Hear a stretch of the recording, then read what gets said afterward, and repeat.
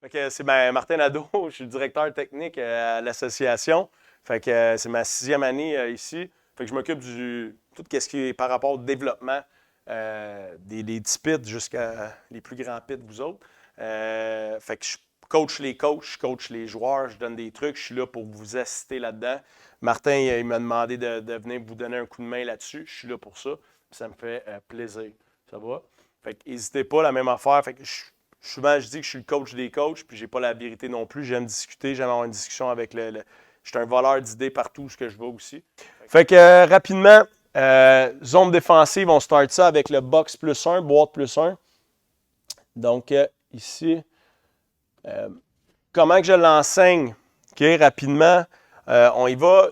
Ce que je désigne dans ma zone, il y a eu beaucoup de temps où on dessinait le fameux carré. Fait qu'avoir 4 zones. J'aimais pas ça parce que je trouvais qu'on ne mettait pas de l'emphase sur ce qui est important, l'enclave. Fait que je dessine un losange, OK? Puis vous voyez que je ne vais pas derrière le but. OK? Puis comment que je l'enseigne, c'est que je le rentre par principe. Je ne dis pas aux joueurs, vous devez être là à telle place, puis comme ça. Je donne des principes. Puis pour moi, les 4 de base, c'est arrêt départ, stop and start. Il faut absolument que dans ta zone, tu t'arrêtes, tu repasses. Si tu commences à tourner, c'est là que les problèmes commencent. Puis plus tu tournes, plus les problèmes vont venir gros. Puis ça finit souvent par un but. Fait que de là, mon stop and start, comment que je l'enseigne aux tout petits, puis que je l'enseigne aux plus vieux aussi, je mets des rails de chemin de fer. OK? Pourquoi les chemins de fer? Parce qu'un train, ça avance. Un coup que ça arrive au bout, ça repart de l'autre bord. Fait que pour moi, c'est vraiment visuel. Fait qu'un train, ça ne tourne pas, ça va suivre la rail. Fait que l'idée de ça, comment après ça, l'autre concept, c'est 2 dans le coin du puck. Fait on va dire que Saint-Rémy, ils ont le puck dans le coin-là. Dans ce coin-là, ça me prend 2 joueurs. Fait que je vais mettre un défenseur, un joueur de centre. Ça va? L'autre principe que j'enseigne, c'est 2 qui protègent tout le temps le milieu. Fait que l'enclave, la maison, appelez-la comme vous voulez, la slot, c'est important. Fait que 2 dans le milieu. Fait que je vais mettre un défenseur, puis je vais mettre l'ailier gauche, dans ce cas-ci, qui va être là. Et finalement, ailier droite qui va couvrir son secteur. Fait que de là, ce qu'on appelle la boîte plus 1. Fait qu'ici, tu vois qu'on forme une boîte plus 1. Le plus 1 veut dire que c'est la personne qui met la pression. Ça va pour ça? Fait que, et le dernier principe que je dis, c'est pas puck focus. Tu ne peux pas avoir tes yeux sur le puck. Il y a une personne qui est en charge du puck, c'est le premier qui met la pression. Fait que notre plus 1. La boîte, elle est responsable de quoi? Des autres joueurs. Puis dites-vous une chose, c'est que tout ce que tu ne vois pas, c'est ça qui va te faire mal. Okay? Si demain matin, Antoine, là, je m'en vais te faire une mise en échec, tu ne me vois pas venir. Okay? Tu n'es pas prête, c'est là que tu vas te faire mal. Je m'en viens de frapper, tu es prête, tu vas faire quoi? Tu vas te préparer, tu vas m'attendre. Fait que c'est la même affaire. Fait que même affaire dans une zone défensive, le joueur qui passe en arrière puis que tu n'as pas vu puis que tu as oublié, que tu laisses tout seul, c'est lui qui va te faire mal. Fait que assure-toi d'être pas puck focus. Regarde ce qui se passe. Lui, il est puck focus. Les autres, vous avez quoi? Un mandat de protéger la zone. Est-ce que ça va? Good pour ça? Puis, le puck transfert. OK? Fait que ça revient pareil, peu importe c'est où, le puck transfert en haut, le puck est rendu au défenseur de Saint-Rémy. Je reviens avec mon fameux losange. Principe numéro 1, OK? Ça me prend 2 dans le secteur de la rondelle. Fait que là, ici, je vais avoir l'ailier droite, je vais avoir le centre. Ça va pour ça. Ça me prend tout le temps 2 dans l'enclave. Fait que là, ici, je vais avoir mes 2 défenseurs, puis je vais avoir mon ailier gauche. Fait que là, on revient avec notre fameuse boîte, plus 1. Fait du sens? OK? Fait que c'est vraiment ça qui est important, c'est de tout le temps amener protéger le milieu. Tantôt, je vais vous présenter une vidéo qu'il démontre super bien. Ça, c'est ma façon 1 de l'enseigner. Façon 2 que je l'enseigne, des fois, j'aime ça l'enseigner de plusieurs façons parce que c'est pas tout le monde qui comprend les concepts de la même façon. L'autre que j'enseigne, c'est TSN. OK? Fait que, comme la chaîne de télévision TSN. OK? Ça revient identique. OK? Fait que le premier, ici, on a placé nos joueurs. Ailier gauche, ailier droite. Fait que ça revient au même. TSN, ça veut dire quoi en anglais? Trenches, Support, Net. Fait que tranchée, support et filet. Fait que Trenches, Support, net. On a notre TSN. Tout le temps, 3 levels, 3 niveaux de protection pour aller au net. Même chose, le puck qui est en haut, on vient pareil, identique. Le puck est en haut, on a notre trenches, on a notre support, on a notre net. Ça fait du sens? Fait que tu as les deux façons de peut-être le visualiser mentalement pour pouvoir l'appliquer, mais dans les deux cas, qu'est-ce qu'on veut dans le fond tout le temps, c'est quoi? C'est bloquer le plus possible l'enclave. Laissez-les tourner à l'extérieur, ils ne seront pas dangereux.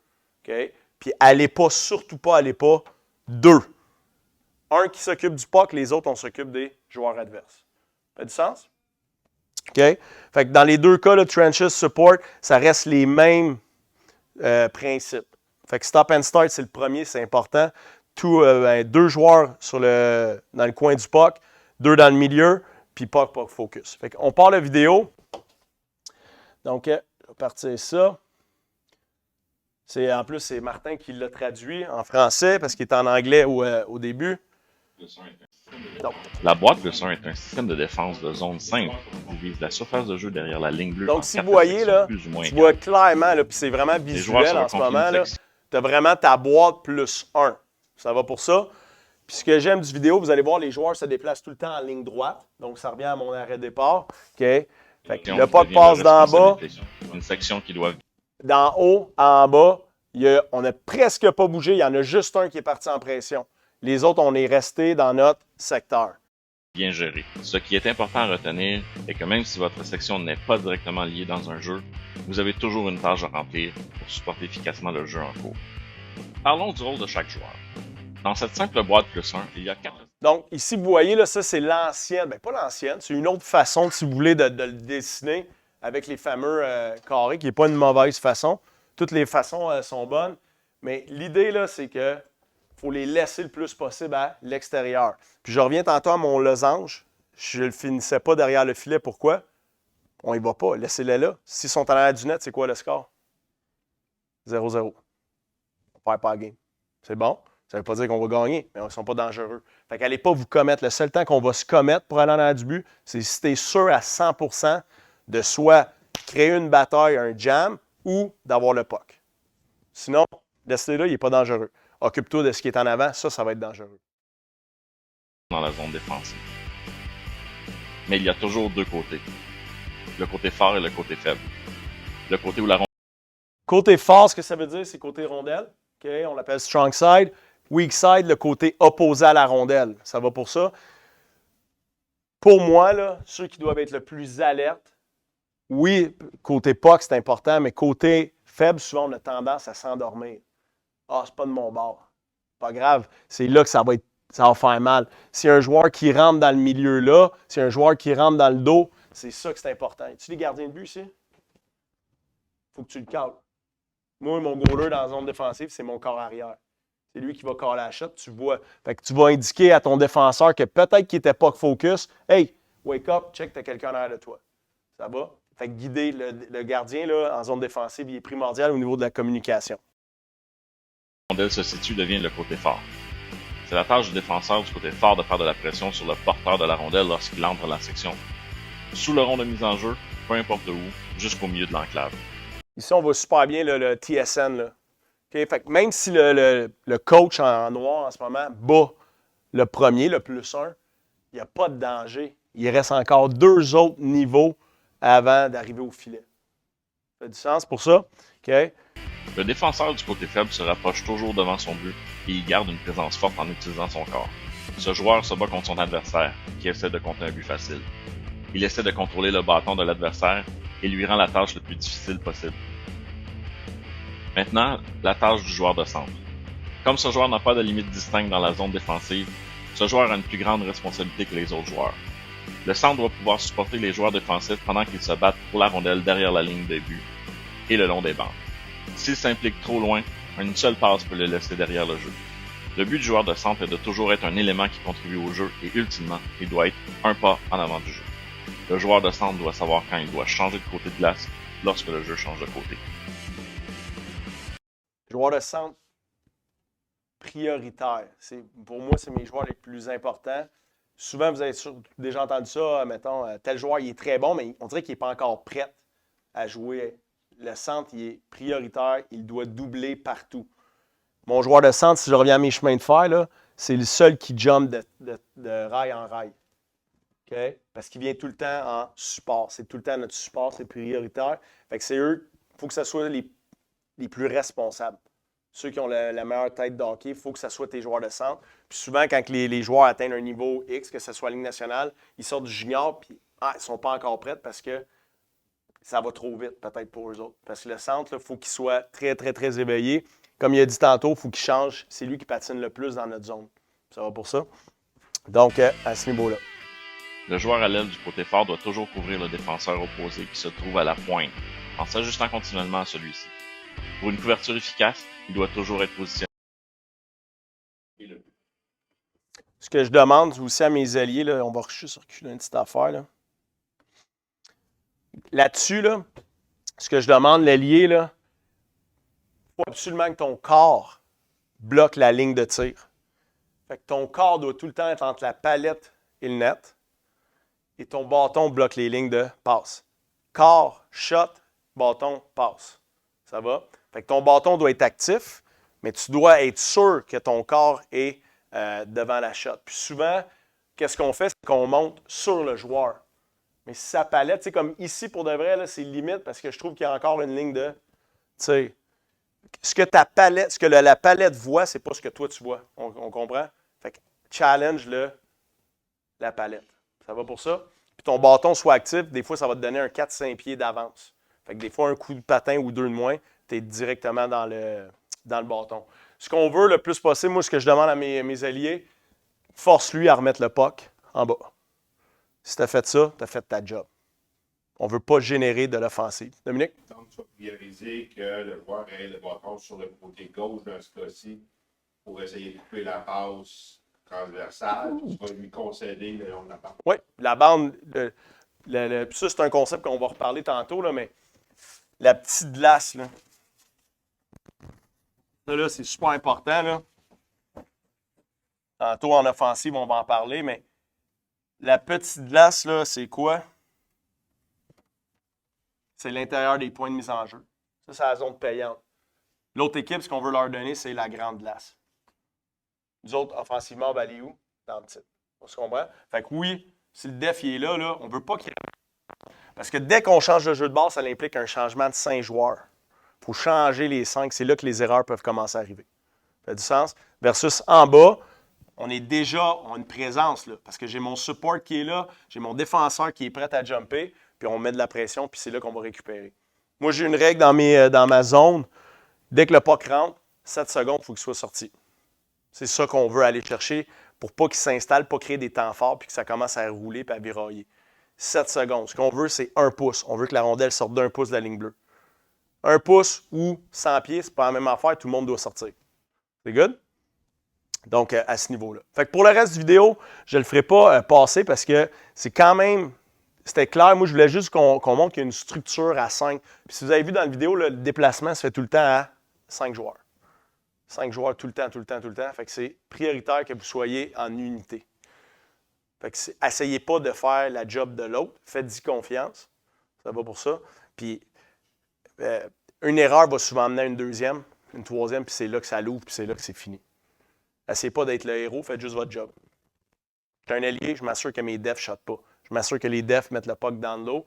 Je m'assure que les défenseurs sont à l'extérieur. Je suis un centre, je suis tout le temps en support, je suis tout le temps proche de la rondelle. Mon joueur de centre doit tout le temps être à 1 ou 2 bâtons du puck partout. Tout le temps prêt à réagir. Il y a une rondelle libre, c'est toi qui es là. Mes défenseurs, ça vient dans ton coin, go. Tu es devant le net, tu prends charge du joueur, c'est quoi? C'est toi qui le contrôle. Ton bâton, il faut que tu t'en serves pas pour le brasser. Le puck s'en vient, rapidement, tu prends charge de son bâton. C'est good? Est-ce que ça va pour la zone défensive? Tu du sens? Question? All good? Perfect. Fait que on passe de la zone défensive à la zone neutre. OK. Zone neutre de façon défensive. On met un échec avant, fait qu'on veut récupérer la rondelle. Ça va? Souvent, j'ai trop tendance. Pour moi, la zone neutre, guys, là, c'est la ligne de ringuette à la ligne de ringuette. Ça va? Souvent, ce qu'on a trop tendance à faire, on va placer Saint-Rémy encore une fois. Fait que, défenseur, attaquant. Souvent, ce qu'on a trop tendance à faire, c'est d'être attiré vers la rondelle. Premier principe, zone neutre, zone offensive, une passe ne peut pas battre plus qu'un joueur. Une passe ne peut pas battre plus qu'un joueur. Un coup qu'on a appliqué ça, normalement, on devrait être en business. Ça va? Ce que je vois trop souvent quand je viens voir des matchs, peu importe le niveau, puis même encore, c'est qu'on est hypnotisé par le puck puis on oublie ce qui se passe en arrière. Fait que là, des fois, je vais me ramasser à 2 joueurs, à 3 joueurs. Là, une passe va battre. C'est pas ça qu'on veut. Fait que ce qu'on va aller chercher, je vais placer ça ici. OK. Donc, ce qu'on va aller chercher, forecheck, échec avant, ça va? 1-2-2. Est-ce que vous savez ce que ça veut dire? Il y en a un qui peut me le dire? 1-2-2, ça vous dit quelque chose? Vas-y donc. C'est un qui fait la pression, 2 à retrait, puis les 2 défenseurs dans un. All good, perfect. Fait que dans le fond, ce qu'on va aller rechercher, puis je vous dirais là, 80% vont presser en zone neutre à 1-2-2. Fait que mon F1, ça va? Ce que tu me disais, F2 et défenseur. Fait que 80% vont presser 1-2-2. L'autre 20%, ça va souvent être du 1-3-1. Ça, c'est des décisions de coach. Mais je vous dirais que ça, là, c'est la base. Puis rappelez-vous, tantôt, au TSN, il y avait 3 niveaux de protection.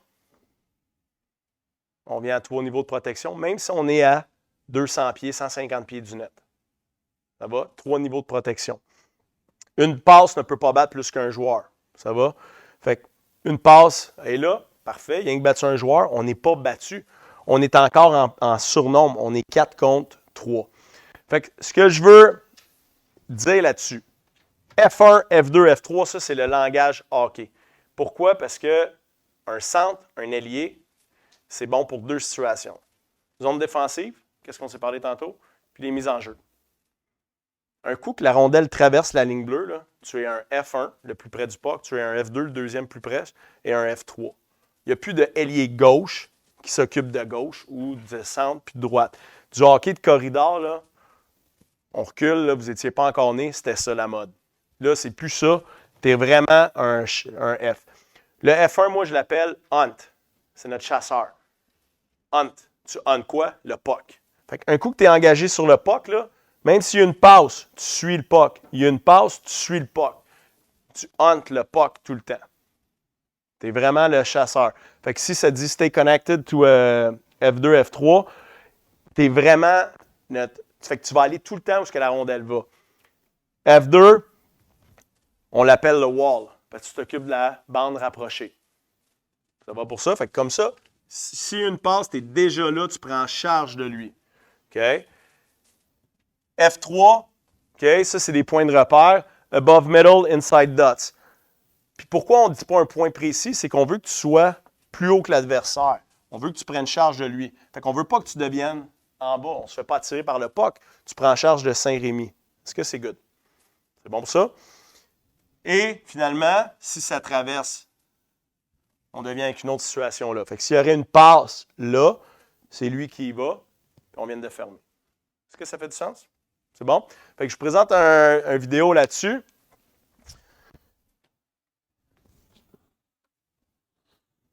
Il va y avoir des situations. Regardez là-dessus, Crosby. Il y a un D2D. Crosby reste à la rondelle. Là, vous voyez, Bergeron garde son joueur. Ici, il y a un joueur. Si jamais il y a une passe transversale, on est présent. Fait qu'ils sont menottés. Peu importe qui aura le puck, ils sont menottés. C'est qui contrôle?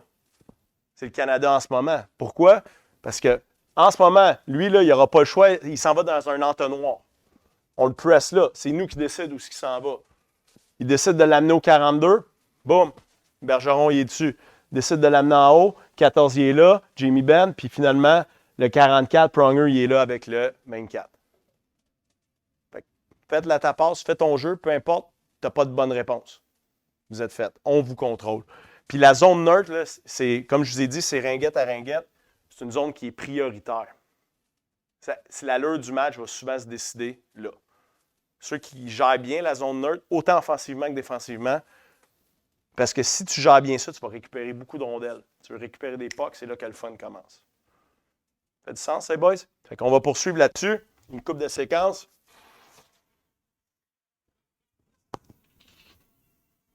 Même chose. Ici, vous voyez encore super bien. Là, c'est Duchesne, le 9, qui se réengage. On force le dompe. Pour moi, un dompe, tu as réussi ta job. Tu as forcé un dompe. Si tu arrives premier, tu as récupéré le puck. Un dompe que tu finis deuxième, tu n'as pas fait ta job.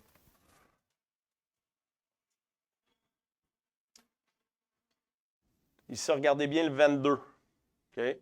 Ce que je vais souvent voir quand je viens à l'Aréna de la Prairie, là, le 22, normalement, partirait après le puck. Fait que là, on a 2 joueurs, une passe, puis on a beaucoup trop d'espace. Ça va? Regardez le 22, sa lecture, qu'est-ce qu'il fait? Il voit que Bergeron, il est là, il step back. On est là, passe cross, défenseur, il est là. Ça devient un contre un. Aucunement dangereux. On force le dompe encore une fois, on arrive premier, on a récupéré la rondelle. Fait du sens, zone neutre? That's it. Passe maintenant au forecheck, échec avant, en zone offensive. Oui. Chaque fois que tu gagnes le mise au jeu, you want it back to the defense. Oui. We're never going forward, right? On peut, mais il faut que ça soit décidé d'avance. OK? Ce que Doug dit, là, il dit on n'est pas allé, on est tout le temps cassé en arrière, la mise au jeu. Si je vais en avant, je n'ai pas de trouble, mais il faut que tout le monde soit au courant. Fait que c'est, encore là, tantôt je parlais de corps arrière dans ma zone, c'est le gardien. Corps arrière dans tous les face-offs, c'est mon centre. C'est lui qui dit, hey, je m'en vais faire ça. Puis ça, il faut que ça soit dit aux 4 autres. Ça va? Parce qu'une mise au jeu, c'est la première bataille de chaque séquence. Il faut la gagner. Puis ça se peut que tu ne la gagnes pas là, mais ça se peut que tu dis, hey, je vais juste garder mon joueur de centre, la rondelle va rester là, viens la chercher. On se comprend? Réponds dessus, là? Perfect. Situation, nous autres, on appelle ça le push en zone offensive. C'est sûr que jamais en zone défensive. On s'entend là-dessus. Ici, zone neutre, les points de mise en jeu près de la zone défensive, rarement. Ici, je laisse liberté. Ici, c'est mes joueurs de centre qui décident. Fait que ici, un push face-off qu'on peut faire, c'est centre. Là, je mets mes 2 ailiers du même côté. On push le face. Fait que lui, il pousse. Lui, jump. Lui, poteau. On donne. Ça pourrait être une façon de faire. Ça peut être un push direct. Sinon, on a le tank. Le tank qui est un centre, ailier. Il ne s'occupe pas du puck. Il rentre dans le joueur, il tasse le joueur, le puck reste là, c'est lui qui rentre et qui a accès direct au net. Fait que le tank peut devenir aussi une option. Fait que c'est pas de frapper l'autre joueur, mais c'est de prendre possession du centre. Puis le puck reste là, le joueur rentre, il a accès au filet. Fait que oui, ça, c'est des sans problème. Là. Mais ici, ça serait un non. Oui, non. On veut le puck en contrôle. Fait du sens? Maintenant, zone offensive. Forecheck, zone offensive. OK. Parfait. Il y a encore là, on peut y aller 1-2-2, on peut y aller 2-1-2. Ça, je vous dirais que c'est les 2 grandes familles d'échecs avant. Fait qu'on revient à tantôt, on était 1-2-2. On peut reproduire la même chose. F1, F2, F3, Def. Fait qu'on en revient avec notre 1-2-2 qui reste les mêmes rôles. Hunt, Wall. F3, lui, je l'appelle le read. Read, pourquoi? Lecture, il est en mode lecture. Si le puck change de bord, tu y vas. Le puck monte là, tu t'en viens tout le temps en lecture. Fait que tu es en lecture. Mais souvent, ce que je vais demander, c'est que tu ne tombes pas non plus en lecture sur ton sofa, relax. Tu restes prête à réagir. Parce que s'il y a une passe là, il faut rapidement être premier. Il faut rapidement créer l'erreur. Ça va? Donc, si on déciderait d'y aller à 2-1-2, fait qu'on appelle ça 2-1-2 split. Pourquoi? C'est qu'on vient isoler les deux défenseurs. Fait qu'on s'en va éliminer les deux défenseurs avec un F3 qui devient dans le milieu, puis qui va se rajouter côté de la rondelle selon où ce qu'elle va. Ça va? Fait que, pourquoi moi, ça c'est vraiment une question de, c'est pas une question nécessairement de goût de coach, c'est tu t'adaptes. Tu as une équipe qui est rapide puis agressive, on va y aller comment? 2. Go! On va aller rapidement presser. Tu as une équipe qui est un peu plus cérébrale, un petit peu moins vite, on va y aller à 1. On va à 1. Défenseur, Antoine, tu es défenseur. Hein? Je te presse, c'est toi qui as le puck ici. Tu vas faire quoi? C'est quoi ta première réaction? Parfait. Fait que tu as raison qu'à peu près 60% du temps, on va essayer de changer le jeu de bord. OK? Tu vas faire quoi sinon l'autre? 40%. On est d'accord? Notre F1, si tu fais une bonne job, tu vas faire bouger le puck. C'est ce qu'on veut. 40 ou 60, on pourrait mettre 50-50. Ça, c'est quand en plus tu joues souvent contre les mêmes équipes, tu peux voir les tendances. Hey, ils font tout le temps ça. Notre F2 va venir couper le 40%. On vient d'enlever 40% de leur sortie de zone. Ça va? F3 va venir couper le 60%. Il y a un D2D, il y a une passe, comme Antoine dit de l'autre bord. Tu fais quoi à F1? Tu entre le puck. Tu restes sur la rondelle. Ça va pour ça? Fait que là, on va être rendu à 2 joueurs rapidement. Toi, tu viens. On a combien de niveaux? Tout le temps 3 niveaux.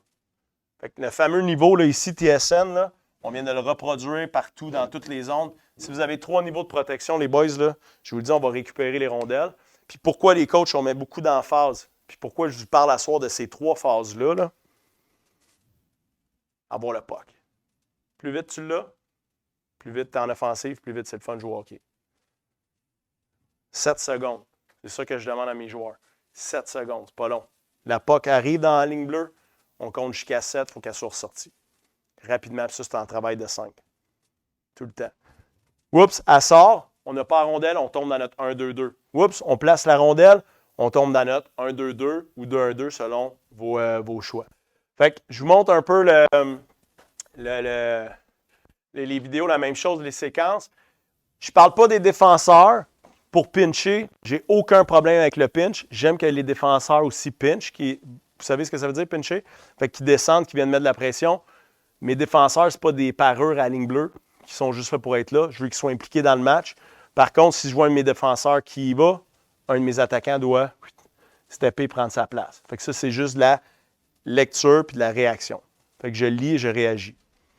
Fait que, on passe ça.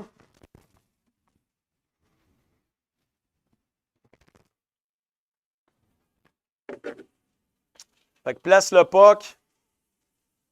On a notre F1. On a notre F2 qui est le 12.